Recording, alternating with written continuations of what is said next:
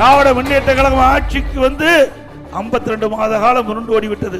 இந்த 52 மாத திராவிட முன்னேற்ற கழக ஆட்சியில இன்றைக்கு விவசாயிகளுக்கும் சரி விவசாய தொழிலாளிக்கும் எந்த திட்டத்தையும் நிறைவேற்றவில்லை.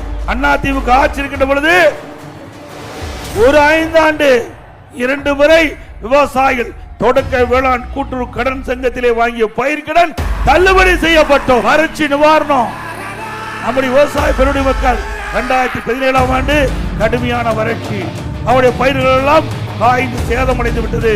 உடனடியாக விவசாய பெருடி மக்கள் எங்களை சந்தித்து கோரிக்கை வைத்தார்கள். எங்களுடைய வாழ்வாதாரமே அந்த விவசாயத்தை நம்பித்தான் இருக்கிறது. ஆகவே எங்களுக்கு நஷ்டீடு வழங்க வேண்டும், எங்களுக்கு நிவாரணம் கொடுக்க வேண்டும்.